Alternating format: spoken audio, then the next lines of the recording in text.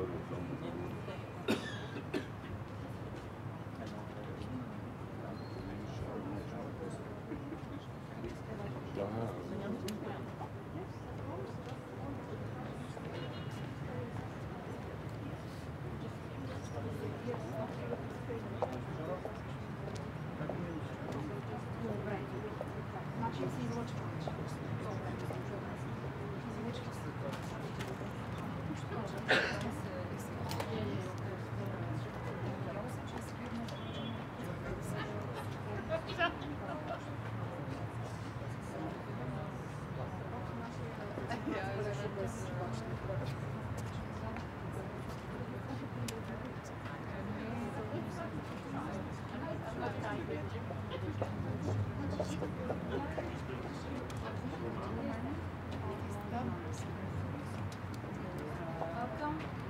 to the next time. Please follow the procedure. Please.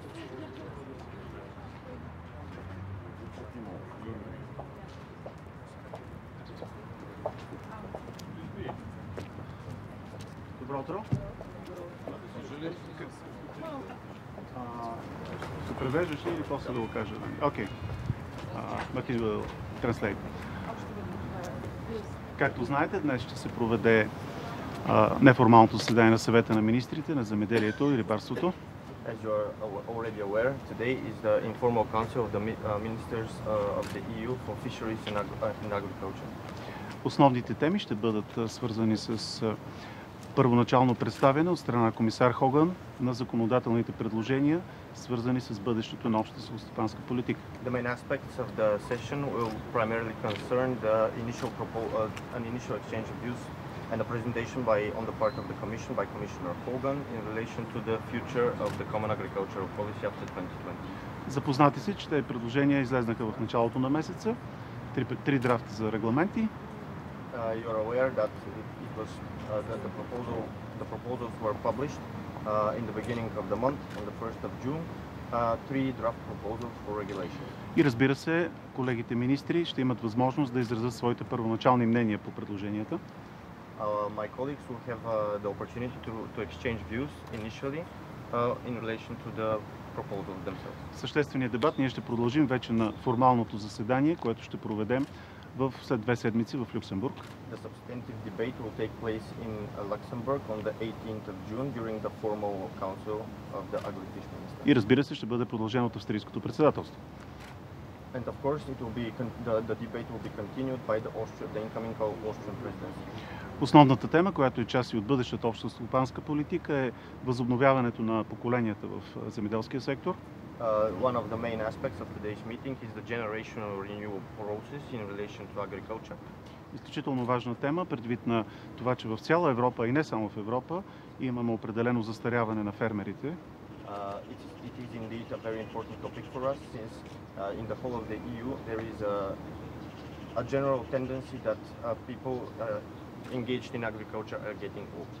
И разбира се, това е основна тема, за да може земеделския сектор да остане конкурентоспособен и стабилен. And this is one of the main aspects if we want to achieve the sustainability and competitiveness of the agricultural sector. Разбира се, ние ще имаме възможност на пресконференция да ви запознаем с дебата и да отговорим на вашите въпроси. Of course, during the press conference following the informal council meeting, you will have the opportunity to ask questions, and we on our part will present you with the outcomes of the debate. Okay, thank you very much. Thank you. Имате ли притеснение относно част от дебата, който предстои относно и финансовата част на предложението? Това е дебат, който сега започва, чак притеснение не е, но той ще продължи, разбира се, до приемането на многогодишната финансова рамка. Документ, който се приема на най-високо равнище от Европейския съвет, от Европейския парламент, така че това са основни документи, които ще бъдат част от приоритетите преди новите избори за Европейски парламент. Заявихте, че България ще се бори за това да не бъде увеличен размера на урязването, най-грубо казано, на средствата. В случай, че има ли такъв риск, който наистина ни застрашава? Рискове има много, защото вие виждате и дебата, както казахте, първо започва, има декларации на много от страните членки, че не са съгласни с намалението на земеделския бюджет като цяло, но това е една много сериозна тема за анализ в целия Европейски съюз. Благодаря ви.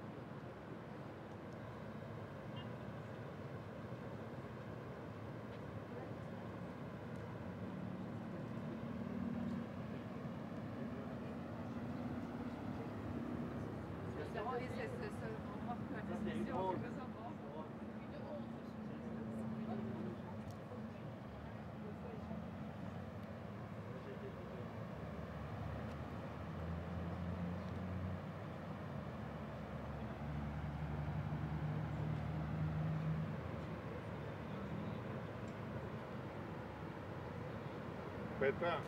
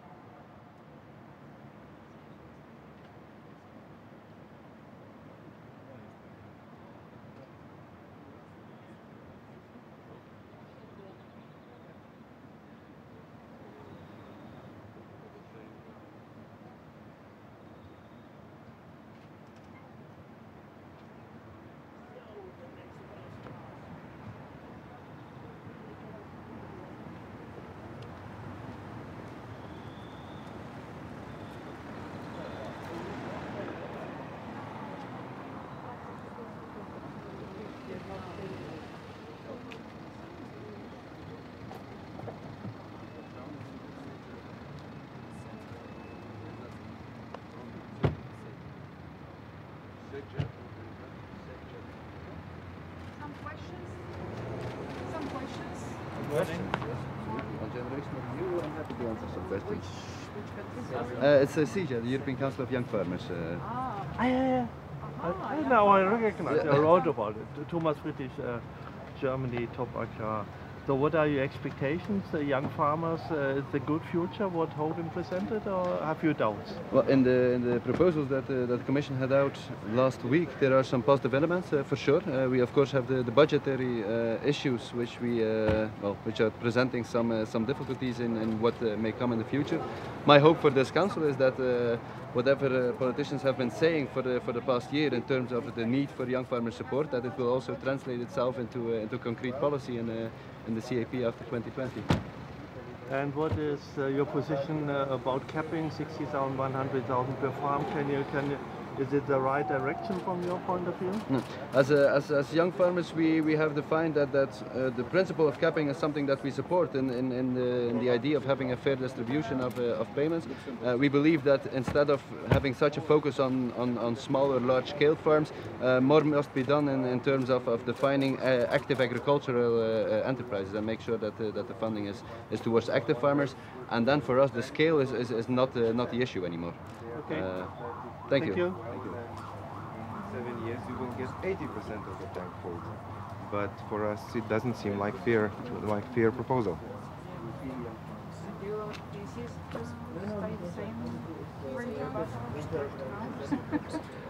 you? We think that it should be the conditions should be equal for all countries what regards the direct payment, because we're all competing in one single market, and we just need fair, equal conditions. Thank you.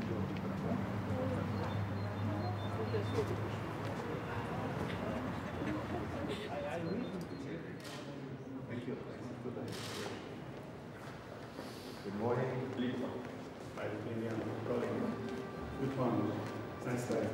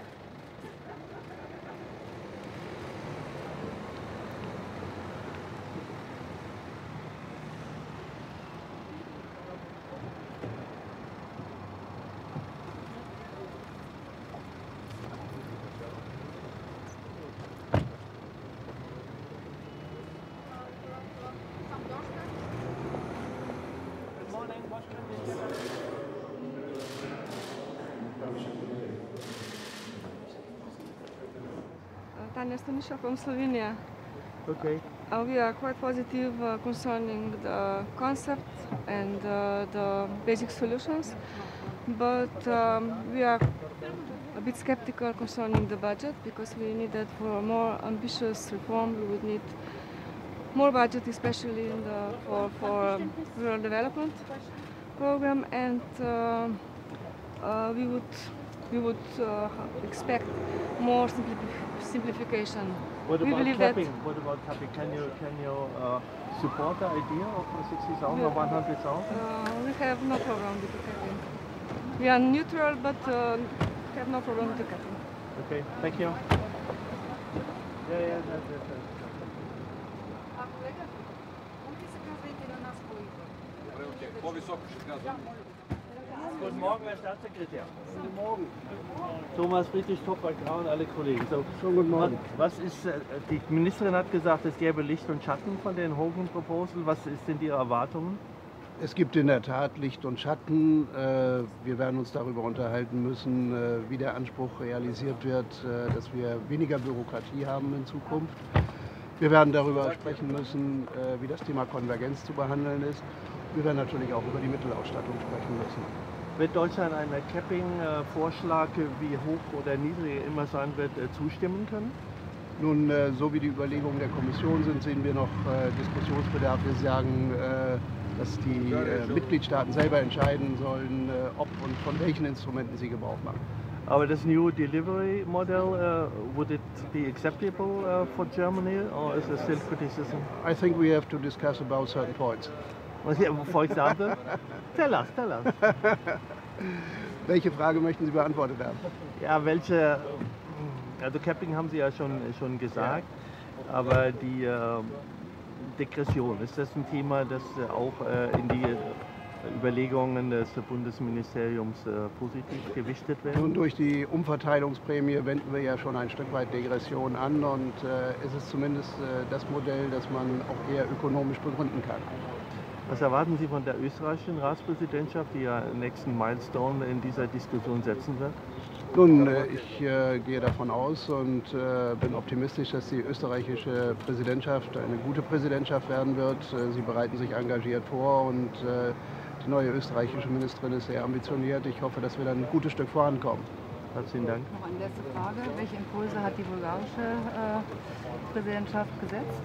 Die bulgarische Präsidentschaft hat sich außerordentlich engagiert und ich glaube, dass wir ein gutes Stück vorangekommen sind in der Vordiskussion der Hoganschen Vorschläge. Es hat ja viele vorbereitende Gespräche gegeben und die Bulgaren haben einen wirklich guten Job gemacht. Vielen Dank.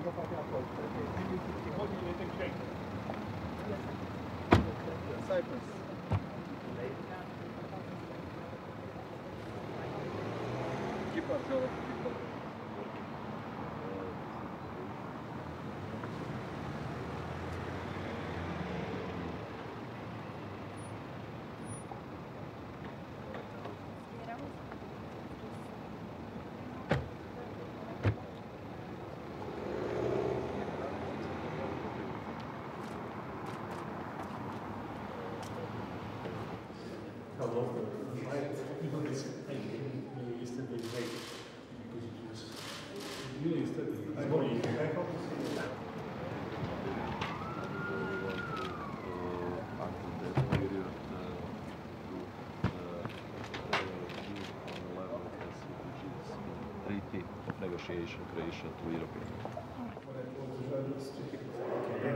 Talking picture? Yes, sure. Okay.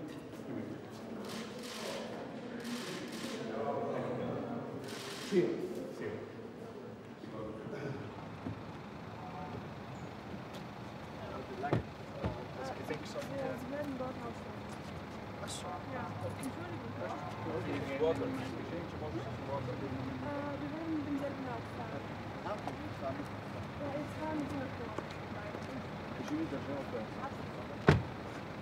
Австрия на входа сред тези държави.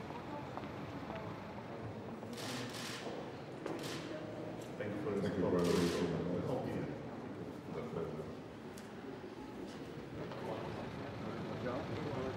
for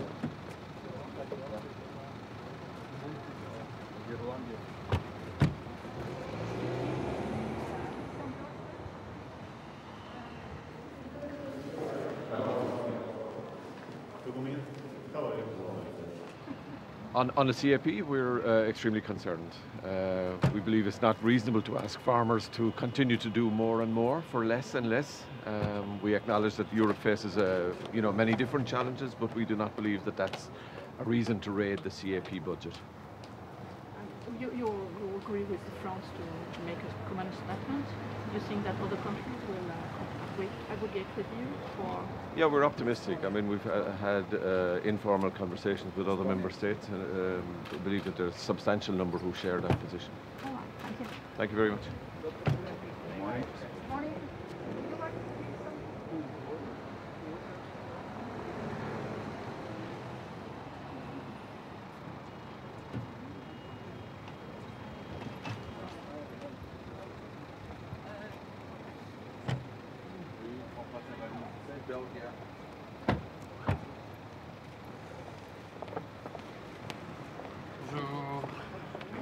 Bonjour, monsieur Descarmes.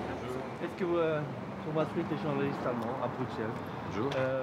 Vous êtes satisfait avec les propositions de Hogan ou est-ce qu'il y a encore beaucoup à discuter? Moi, je crois qu'il y a encore du travail. Hein. Si on prend le point de vue de la Belgique, on estime les coupes cumulées pour le premier et le deuxième pilier entre 400 et 600 millions. Donc c'est de très gros efforts qui sont demandés à un certain nombre de pays. Et la crainte que nous avons, c'est évidemment de voir l'agriculture continuer à être une forme de variable d'ajustement du budget européen. Et ça, c'est difficilement acceptable, évidemment. Est-ce que la Belgique sera prête pour contribuer plus dans le budget européen pour diminuer les coûts pour les agriculteurs? La situation des agriculteurs est déjà très difficile, donc demander encore un effort supplémentaire, c'est très compliqué. Donc nous sommes ici aussi pour échanger dans le cadre de bilatéral avec d'autres pays qui partagent nos opinions à ce niveau-là afin de structurer, d'organiser des prises de position pour le Conseil européen du 18 juin à Luxembourg qui portera sur ces questions. Et finalement, la question c'est les cappings 60 000 ou 100 000, c'est dans l'intérêt de l'agriculture belge ou non? Je ne vais pas me prononcer sur l'ensemble des détails. On est encore en train actuellement d'étudier un certain nombre d'aspects, mais on prépare vraiment le Conseil du 18 juin aussi dans le cadre de contacts et de dialogues avec un certain nombre de pays qui partagent nos réserves sur les propositions. Merci beaucoup. Ja.